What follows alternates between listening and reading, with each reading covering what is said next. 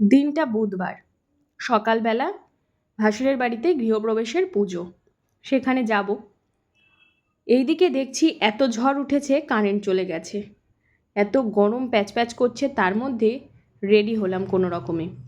ভালোভাবে সাজিনি, ভাবলাম ওইখানে যে অর্ধেকটা রেডি হব, অর্ধেকটা রেডি হয়ে বাড়ির থেকে বেরোলাম। বেরোনোর পর দেখলাম পুজোর আয়োজন কিছুটা বাকি আছে, সেখানে একটু হাত লাগাবো চিন্তা ভাবনা করেছি। তার জন্য শাশুড়ি মায়ের কাছ থেকে শাড়ি নিলাম, নিয়ে শাশুড়ি মায়ের শাড়ি আর ব্লাউজটা পরে চলে এসেছি এখানে একটু কাজে হাত লাগাতে। আমি ছিলাম আর বৌদিরাও ছিল, তারা সবাই মিলে খুব আনন্দ করছিলাম আর আমরা কাজও করছিলাম। এখানে সুজি রান্না করা হচ্ছিল আর গুড় পাক দেওয়া হচ্ছিল, খইগুলোকে গুড় মাখানো হবে, ঠাকুরের সামনে দেওয়া হবে।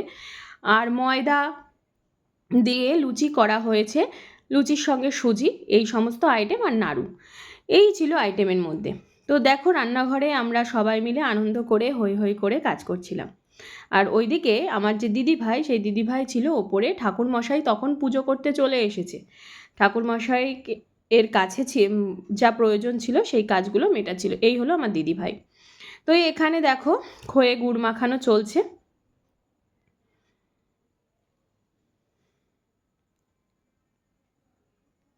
ওই দিন যেহেতু ভিডিও ক্যামেরা করার কথা ছিল, সেই কারণে আমরা সবাই একটু গুছিয়েই গিয়েছিলাম, ছবি তোলা হবে তার জন্য। তো এই দিকটা গুছিয়ে তারপর আমি আবার রেডি হয়ে চলে এসেছিলাম সবার সঙ্গে একসঙ্গে ছবি তুলব বলে। পুজোটা কিন্তু সেই দিন খুব ভালোভাবেই মিটেছিল। আসলে নিচের ঘরে যে ঠাকুর ছিল সেই ঠাকুরকে একেবারে মন্দিরে নিয়ে গিয়ে প্রতিষ্ঠা করা হয়েছে। মন্দিরটা একদিন তোমাদের সঙ্গে শেয়ার করব, খুব সুন্দর করে মন্দির সাজানো হয়েছে।